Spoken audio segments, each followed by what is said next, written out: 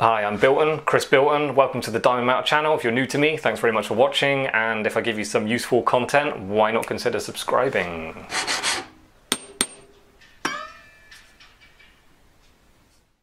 You know, when I started this channel, I thought I would just be repeating things I've done in the past, just to kind of share my knowledge of what I've learned.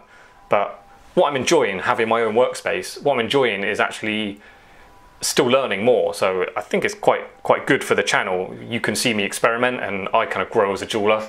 Naturally, I'm more of an artist than a craftsman, so even though all my training has been making things exactly how they need to be made, copying designs, so people get exactly what they have in mind, now that I'm doing a lot of stuff for myself, my own designs, kind of going in a different direction. So I really enjoyed doing experiments like this. Never done like a branch before. It was quite fun, it was really enjoyable, so I'll show you exactly how I came up with this. Okay, I thought I had more wire than this at this gauge, but this is all I've got, so see what I can do. Give you a measurement, so you know what I've got. Excuse me, 1.66, call it 1.7. It's going to file the end flat. Oh my god. That is now the end of a branch, and how I imagine a lot of sticks do, broken off sticks or something's fallen off a tree. Got a kind of thicker end just where it's joined on to where it's come from, and then immediately goes a bit thinner, and then you've got a straight section. So I'm gonna hold this in my pin vise.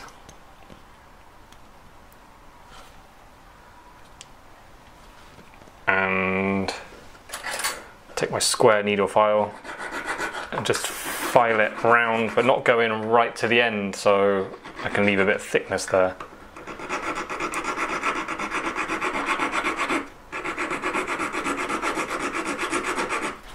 See what's going on here? Filed it thin just on a section here, and there's no rules. You know what twigs and sticks are like. They're all over the place. They kind of grow, kind of chaos. There's no rules to them. So yeah, this is why it's enjoyable for me, because normally I'm trying to make things really precisely. So this is nice because it's not really possible to make a mistake. Just the rougher and knobblier, the better. So I just did a section like that. Now when I was doing this branch, where's it gone? When I was doing this one, I did actually cut it and did this again on the next section and then soldered that on. But I appreciate, because I just wanted this effect, but I appreciate if you're making a piece of jewellery or like a shank for a ring that's got a look all woody, you might not want solder joins all the way around it, although it doesn't matter that much, I guess. Could be mass producing them to sell online, so you probably have a casting done. But anyway, let's see if I can get that kind of effect without cutting it and soldering it. So I'm going to use the corner just to kind of come to a sudden stop where I'm filing. Not worrying about going straight around, just being a bit rough. And you can always work on it more if you've got any like sharp kind of scores in there after that you don't like. You can always buzz it out with one of these kind of wheels, or just carefully file it exactly how you want it after. Right, so I want it going wider again and then starting again for the next section. But before I do that, we just get a bit of an angle on it.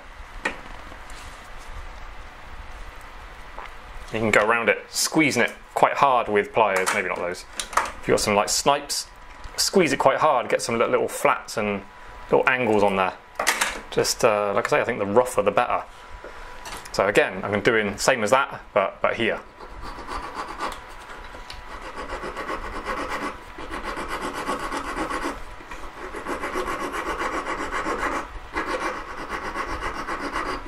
Just turned that round in changed my pin vise because that one kept coming loose.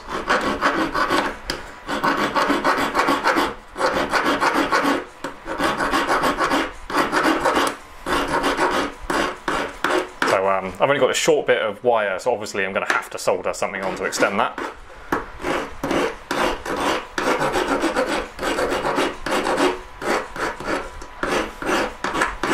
Just narrow it down a little bit, so it's not quite as fat as the other end. Nice and rough. Oh, no. So that's what I've got so far. Right, now, I'm saying you can't really make mistakes. I think the only mistake you need to be wary of is ending up with just a wobbly looking bit of silver wire rather than something that actually looks like a bit of wood. But, again, even when you finished it, there's still, like, you could get that silver staining stuff, stain it black in little spots, and you get loads of little tricks.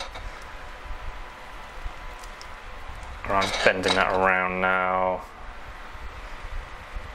Let me get a buzz with these. Whoop.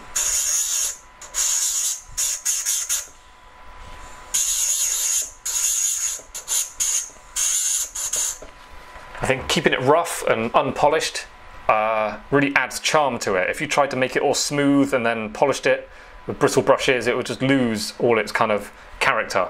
So just the design of it and the knobbly nature of it really suits being a bit rough around the edges. So I may as well go off like I did on this one. I may as well go off to a V. So I can do that by literally, let me show you closer. So I just grab that, push that round. I'm going to squeeze that side as well, try and get this corner nice and sharp.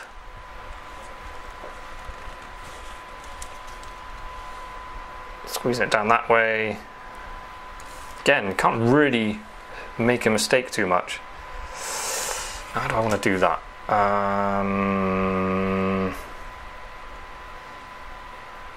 Okay, I know what I'm going to do. What I'm going to do is I'm going to squeeze it together, just the first like 2 mil, but hold that open. See what I'm doing there? And I'm going to put a bit of solder in there, so that's solid, that little end bit. Okay, fast forward a few minutes, soldered that up. Just a big blob of solder in there, I didn't really care too much.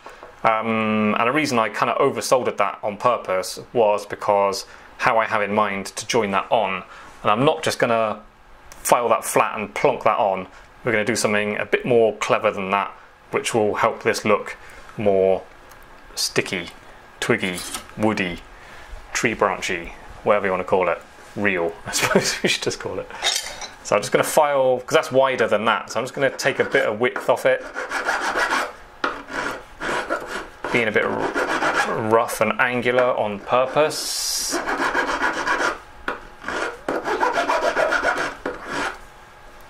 There you go, a bit more of a point, that'll do. I suppose it matters too much what that's like. Okay, check this out.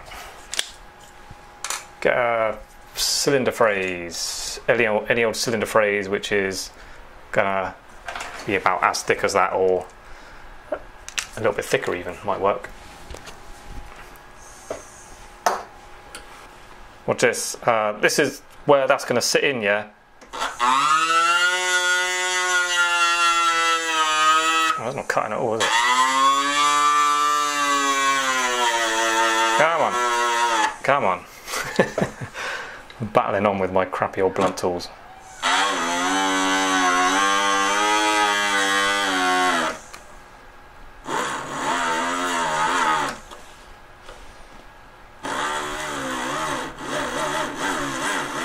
The reason I want to do this is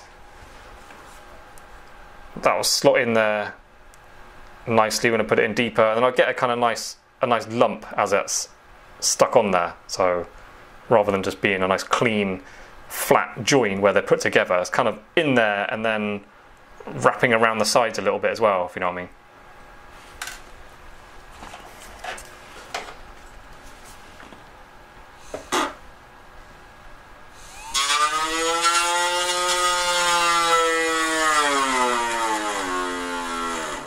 Easier if I had one that actually cuts.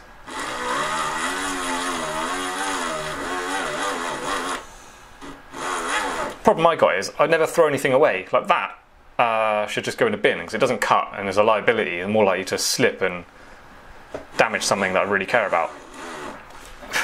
But no, it'll just go back in the little tin, the other ones. So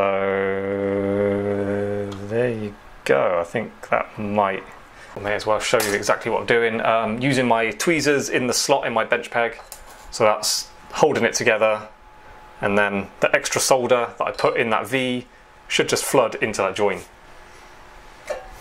That's the theory.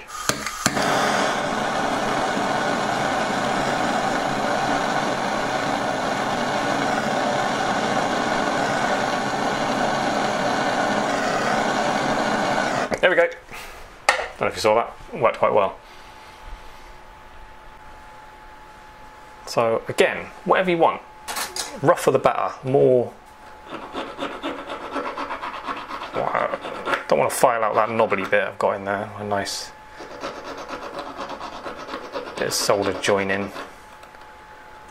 Maybe get rid of one line one side.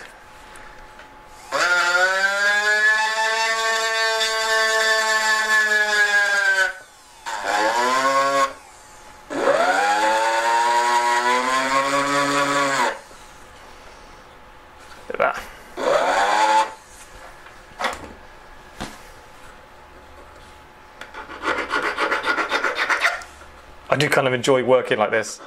It's a bit of a novelty for me after years of having to make things perfect to how somebody else says they've got to be. It's really nice for me to do something how I want to do it for once. Okay, so I'm just going to kink this out. Maybe give it a bit of length, just whatever you feel. Kink it up. Kink it back down again. Be a bit rough with it on that corner with these pliers.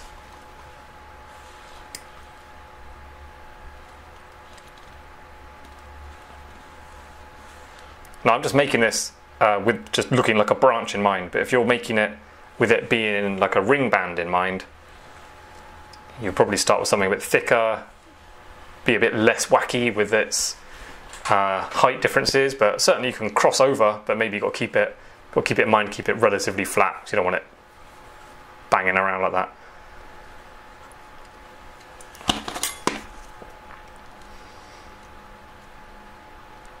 Okay, let's just go back again.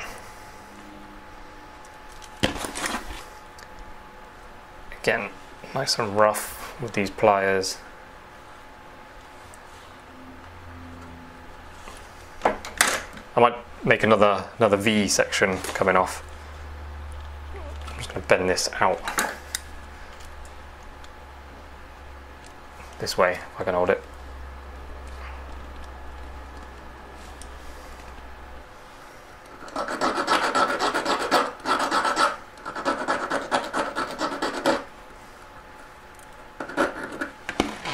Get in there, use your saw frame, skim it up and down, get that inside bit where your files can't reach.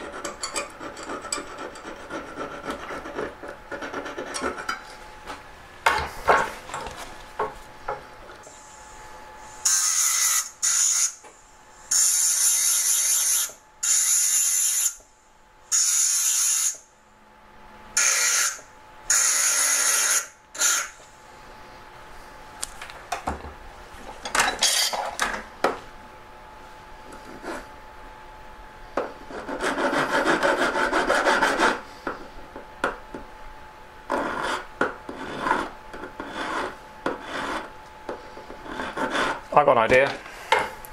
Let's split it.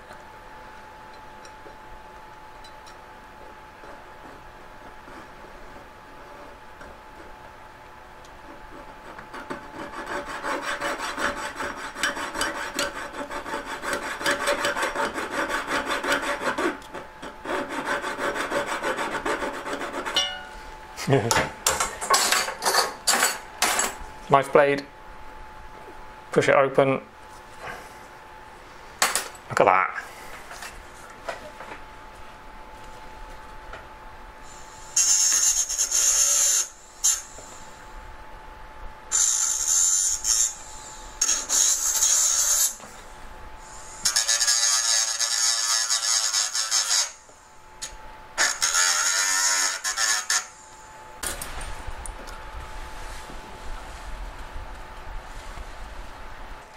I'm going to experiment some more. So you can see I've got this so far.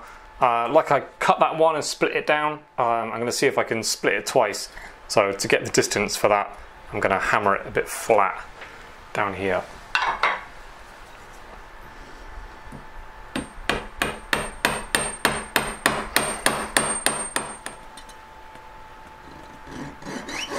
I've hammered it, the metal's nice and hard, so it should give me a bit of a hand without it bending about all over the place. Not too worrying about going dead down the centre or keeping it perfectly straight, because it doesn't matter. The more wobbly I go, the more kind of organic-y and natural it looks. Alright, where's my pliers with the teeth on? Teethy pliers. No one ever recommended teethy pliers for jewellery, but I'm finding them very useful.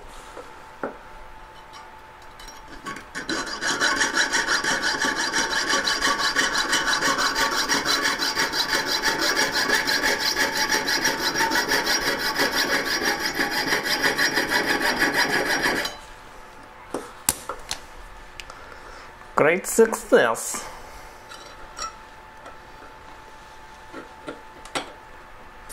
Look at that.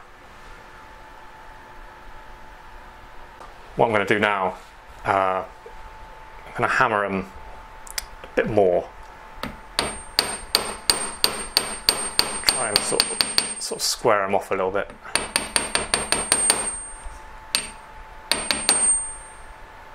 And while that metal is nice and hard, I'm going to just kind of get rid of my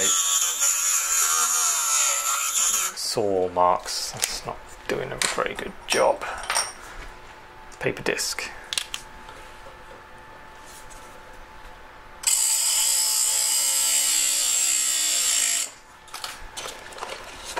Sharpen it. I've said it loads of times, but you can sharpen these paper discs like that. So if you go into a V, go a bit further.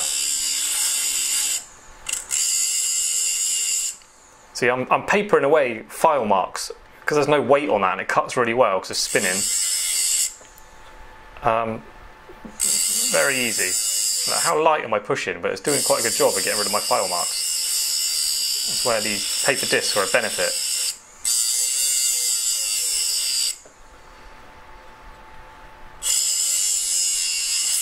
So I'm using, because I hammered them, they're hard, so it's a benefit now to do this. But before I start bending it around, I might anneal it just to eliminate the risk of them cracking if I start bending them around. Take the corners off. Ah! Watch out for that grab. And problem is now that disc might have a little split in it, so it's more catchy.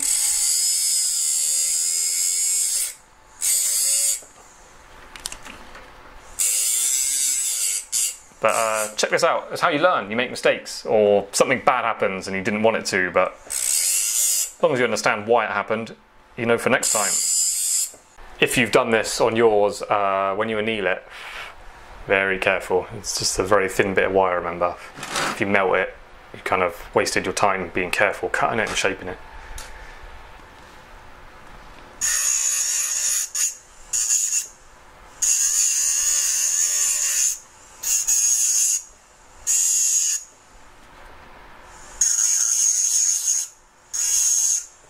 Okay, so that'll do for this video. These are my two branches. I don't know, the time may come when you need to make something a bit more realistic. So if you searched online and you found this video because you're looking to make something a bit woody and quite real, thanks for watching. I hope this is going to be useful for you. I quite like the look of them together like that. I might solder these together just so they look good.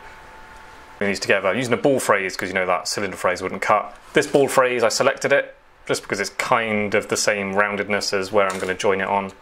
So I will use this to... What's going on? Okay, right, I will use this, scoop out the end like I did with that other branch technique, and get it to sit on there realistically.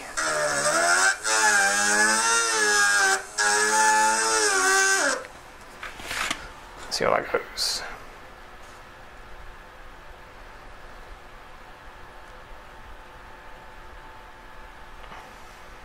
Goes on there, nice. Don't think I'm going to be able to pinch that and get it to stay. Oh yeah, I can. Look at that. So there's my branch. Got my tweezer set up with that toggle on there, just like I said I do in my previous video with the top tips.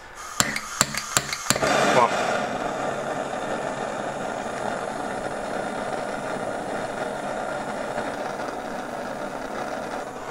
oh, that was scary because this has solder joints in it that seem to have flooded okay.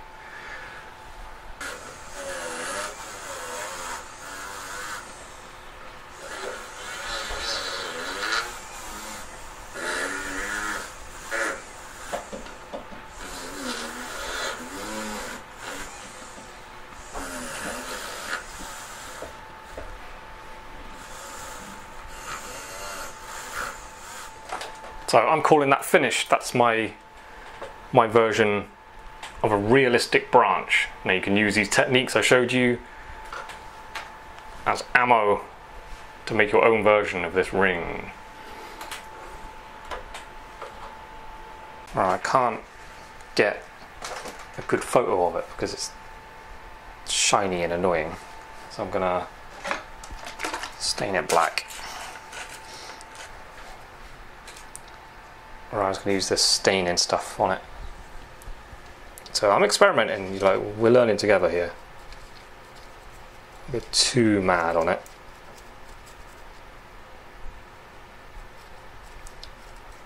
Just take the silverness away a little bit.